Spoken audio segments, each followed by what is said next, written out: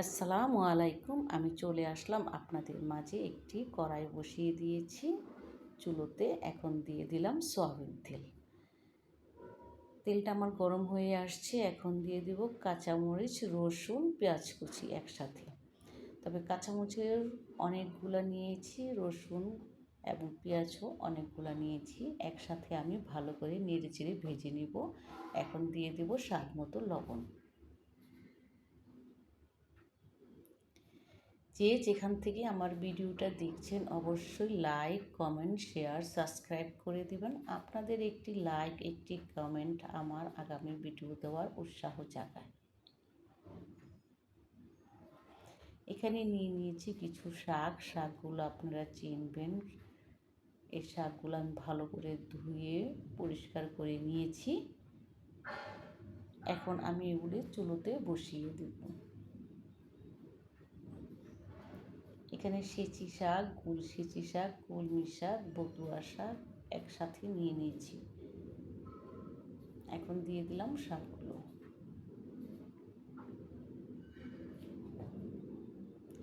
আমার রান্নাটা যদি ভালো লাগে অবশ্যই একটি লাইক দিয়ে দেখা শুরু করবেন।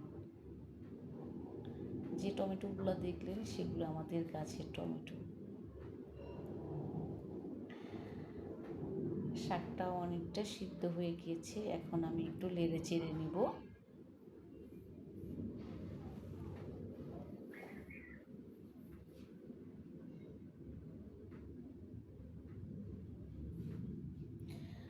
দূরের এবং কাছের যারা আমার ভিডিওটা দেখছেন অবশ্যই ধৈর্য সহকারে দেখবেন। আর এই শাক রান্নাটা করলে বিশ্বাস করবেন কিনা জানি না, মাংস এবং মাছের থেকে খুব টেস্টি হয়। এই শাকটা খুব টেস্টি হয়।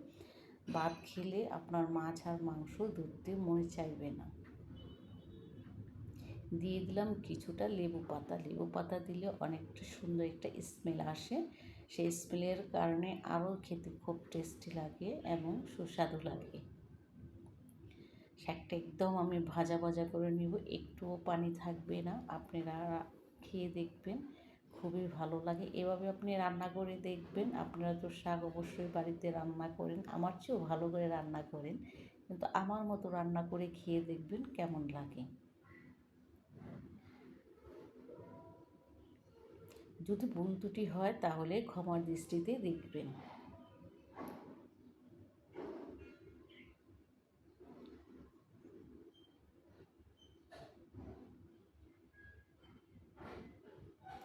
তবে শাকটা কিন্তু গরম গরম ভাতের সাথে খেতে খুবই মজা, খুবই।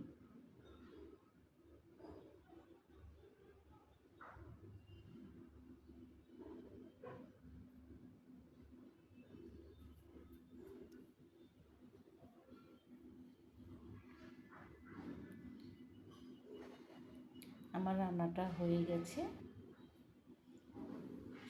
আসসালামু আলাইকুম, আল্লাহ হাফিজ।